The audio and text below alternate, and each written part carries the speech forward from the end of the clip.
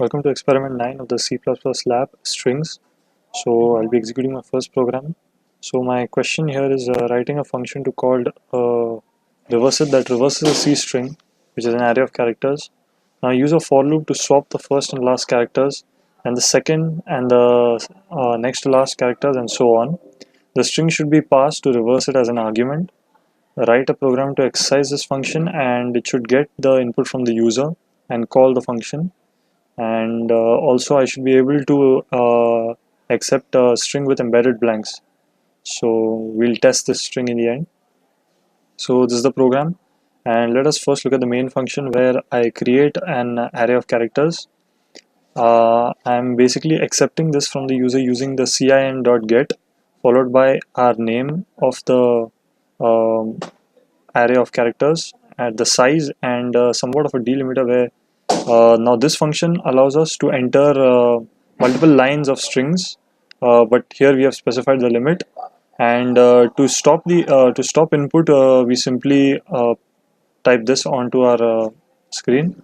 And if we used simply cin, it wouldn't allow us to take the blanks. Instead, it would just take the first word of the string. And finally, we print it, and we call the function with the argument st, and now this function will take the call here where my argument is a pointer of type character. I have declared a variable j and I'm storing the length. J will equal to the length minus 1. I'm running my for loop till half the length, and I'll be swapping the first and the last characters, and while decrementing j, I will also be swapping the second and the next to last and so on. And finally, I'll be printing the reverse of the string. Let's see how this executes.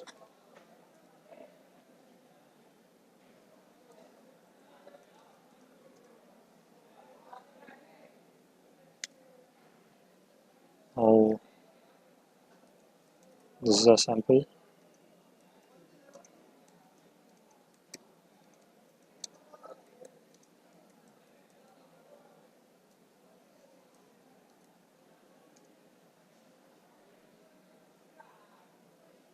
Finally, a delimiter.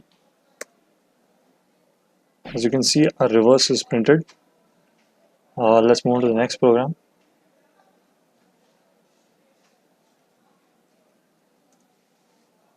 So in this program, we are basically supposed to sort the elements in lexicographical order. Basically, in dictionary order, we need to sort the words. So I create a string, I enter the number of words from the user, and after accepting the number of words, I enter the words, and I'm using getLine here. GetLine with arguments cin and s of I. Now this allows us to enter words and take multiple line input. We use we use nested for loops where I runs till 0 to less than n-1 and j runs from I plus 1 to less than n. Finally, we sort the consecutive elements and arrange them using a third variable of type string, and finally we print it. So let's see how this executes.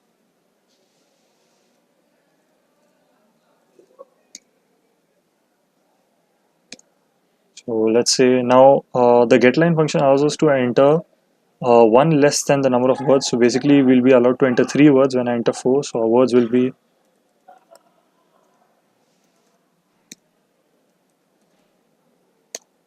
so as you can see, they are arranged in dictionary order. Let's move on to the next experiment.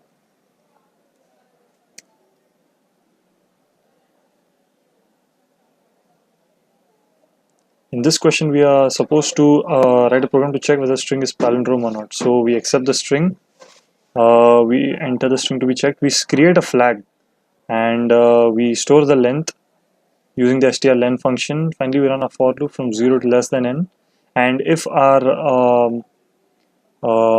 if our first and the last character are not equal, or as the loop progresses, if either of the characters from the front or the back are not equal, we set a flag to 1 and we simply break. And once the loop breaks, when we come out, the condition will be checked. If flag is equal to 1, it is not a palindrome.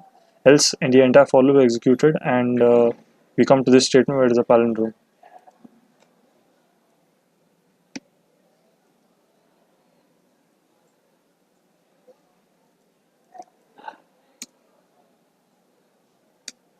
So let's say we enter,